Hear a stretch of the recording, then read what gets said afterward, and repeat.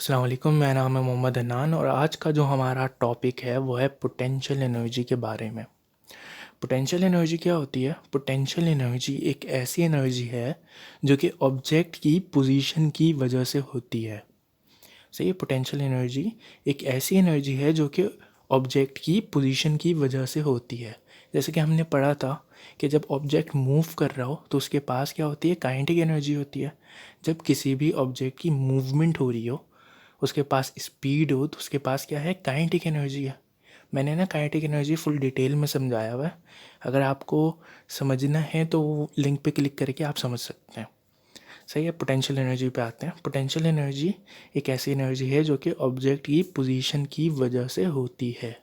अब potential energy की definition क्या है?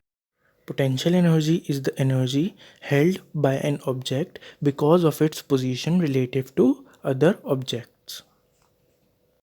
पोटेंशियल एनर्जी जो है ना वो ऑब्जेक्ट की पोजीशन की वजह से होती है।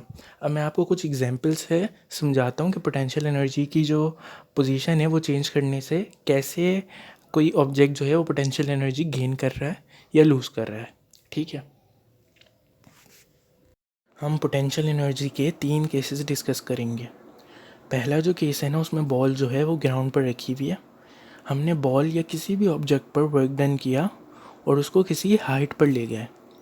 जब हम बॉल को या किसी भी ऑब्जेक्ट को हाइट पर ले जाते हैं तो उसके पास कुछ एनर्जी आ जाती है कि वो वापस ग्राउंड पर आ सके। तो वो एनर्जी क्या होती है? वो एनर्जी पोटेंशियल एनर्जी होती है। सही है। वो क्यों आती है? वो हाइट की वजह से आती है। किसी भी ऑब्जेक्ट को आप किसी हाइट पर ले जाओगे तो उसके पास पोटेंशियल एनर्जी आ जाती है। वो ग्रेविटेशनल फोर्स की वजह से आती है। बॉल या ऑब्जेक्ट पर ग्रेविटेशनल फोर्स लगती है जिसकी वजह से वेट एक फोर्स है जो बॉल पे एक्ट करती है और बॉल जो है उसके पास पोटेंशियल एनर्जी आ जाती है या किसी भी ऑब्जेक्ट के पास पोटेंशियल एनर्जी गेन हो जाती है। पोटेंशियल एनर्जी के दूसरे केस में अगर आपके पास कोई भी स्प्रिंग है ना, उसको आप खींचते हो तो जब आप फोर्स लगाओगे ना उस पर और उसको एक्सटेंड करोगे तो उसके पास भी कुछ एनर्जी आ जाएगी। ठीक है। वो वापस से अपनी शेप में आ जाएगा। कोई भी आप रबर बैंड भी ले लेते हो ना, तो रबर बैंड को भी आप खींचते हो अपनी तरफ तो वो वापस से अपनी शेप में आ जाता है। स्प्रिंग में भी यही बात होती है कि आप स्प्रिंग को भी खींचते हो तो वापस से अपनी शेप में चला जाता है। तो ये क्यों जाता है? क्योंकि उसके पास ना कुछ एनर्जी आ जाती है वापस मूव करने की। तो वो एनर्जी क्या होती है? वो एनर्जी पोटेंशियल एनर्जी होती है। ठीक है। देखो ये तीनों केसेस है ना, इसमें पोटेंशियल एनर्जी पोजीशन की वजह से हो तो रही है। ठीक है। लेकिन वो वाली जो थी वो ग्रेविटी की वजह से हो रही थी। ये आप अपनी फोर्स लगा रहे हो उसकी वजह से हो रही है। और एक होती है इलेक्ट्रिक फील्ड की वजह से। तो फील्ड तीनों में डिफरेंट है। एक में ग्रेविटेशनल पोटेंशियल फील्ड है, एक में इलास्टिक पोटेंशियल फील्ड है और एक में इलेक्ट्रिक पोटेंशियल फील्ड है। तो तीनों की फील्ड डिफरेंट है पर कॉन्सेप्ट एक ही है इन तीनों में कि ना पोटेंशियल एनर्जी पोजीशन के चेंज होने की वजह से होती है। ठीक है। तो ये था स्प्रिंग का। अब हम आते हैं इलेक्ट्रिक फील्ड पे ना। इलेक्ट्रिक फील्ड की ना 2 प्लेट्स होती हैं, एक होता है पॉजिटिव, एक होता है नेगेटिव। तो पॉजिटिव से नेगेटिव की तरफ इलेक्ट्रिक फील्ड जा रही होती है। तो अगर कोई पॉजिटिव पार्टिकल है वो नेगेटिव प्लेट से ना चिपका हुआ है तो उसको हम ना किसी फोर्स लगा के यहाँ पर ले आते हैं ना, तो ये ना वापस जाने की करेगा। ये वापस इसके पास कुछ पोटेंशियल एनर्जी आ जाएगी कि वापस ये नेगेटिव चार्ज के पास, नेगेटिव प्लेट के पास जाए। तो इसके पास क्या आ गई? इसके पास भी पोटेंशियल एनर्जी आ गई। तो इसको हम क्या कहेंगे? Electric potential energy. भाई तीनों में ना क्या चेंज है? फील्ड चेंज है। एक में ग्रेविटेशनल पोटेंशियल एनर्जी, एक में इलास्टिक पोटेंशियल एनर्जी, एक में इलेक्ट्रिक पोटेंशियल एनर्जी है। ग्रेविटेशनल पोटेंशियल एनर्जी ग्रेविटी की वजह से हो रही है। इलास्टिक पोटेंशियल एनर्जी आपकी जो फोर्स है आपने खुद लगाई है उसकी वजह से हो रही है। इलेक्ट्रिक पोटेंशियल एनर्जी किसकी वजह से हो रही है? इलेक्ट्रिक फील्ड की वजह से हो रही है ना। तो ये तीनों की फील्ड डिफरेंट है पर कॉन्सेप्ट एक ही है कि ना तीनों में पोजीशन हम चेंज कर रहे हैं ऑब्जेक्ट्स की तो तीनों के पास पोटेंशियल एनर्जी आ रही है। ठीक है। हम इसकी डेफिनेशंस देखते हैं। ग्रेविटेशनल पोटेंशियल एनर्जी की डेफिनेशन है, if the position of body is in gravitational field then potential energy is called gravitational potential energy. और if the position of body is in elastic field then potential energy is called elastic potential energy. और if the position of body is in electric field then potential energy is called electric potential energy।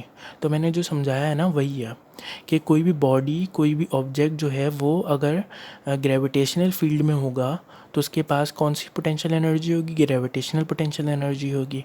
अगर कोई भी object कहाँ पे होगा, elastic field में होगा तो उसके पास इलास्टिक पोटेंशियल एनर्जी होगी। अगर कोई चार्ज पार्टिकल कोई इलेक्ट्रिक फील्ड में होगा ना तो उसके पास इलेक्ट्रिक फील्ड पोटेंशियल एनर्जी होगी। ठीक है, इलेक्ट्रिक पोटेंशियल एनर्जी होगी। ठीक है, अब हम ना वो फॉर्मूला ड्राइव करते हैं कि कैसे ग्रेविटेशनल पोटेंशियल एनर्जी हमने पढ़नी है ना, तो हम ड्राइव करते हैं कि कैसे फॉर्मूला आया पोटेंशियल एनर्जी का, जो है कि है mgh। सही है। ग्रेविटेशनल पोटेंशियल एनर्जी में हमने ये पढ़ा था कि ग्राउंड पर एक बॉल रखी हुई है, उसको हम किसी हाइट पर ले गए, उसकी पोजीशन चेंज कर दी हमने, तो उसके पास कुछ एनर्जी आ गई। सही है, उसके पास कुछ एनर्जी आ गई। उस एनर्जी को हमने क्या कहा, उस एनर्जी को हमने ग्रेविटेशनल पोटेंशियल एनर्जी कहा। अब कोई भी ना ऑब्जेक्ट हो वो ग्रेविटेशनल फील्ड में हो ना और उसने कुछ हाइट गेन कर ली हो तो उसके ऊपर एक फ़ोर्स लग रही होती है। वो फोर्स ना ऑब्जेक्ट का ख़ुद का वेट होता है। मैं एक और दफ़ा बता देता हूँ, कोई भी ऑब्जेक्ट है ना वो अगर ग्रेविटेशनल फील्ड में हो और उसको हम ना किसी हाइट पर ले जाएं तो उस ऑब्जेक्ट पर एक फ़ोर्स लगती है, वो फोर्स ना ऑब्जेक्ट का ख़ुद का वेट होता है। ठीक है, तो वेट का जो फॉर्मूला होता है वो क्या होता है, mg होता है, mass into gravitational force. Gravitational force क्या होती है, 9.98 होती है। मैं आगे बताता हूँ आपको। और ना हम कुछ वर्क डन करते हैं बॉल के ऊपर या किसी भी ऑब्जेक्ट पर, उसको हाइट पर ले जाने के लिए।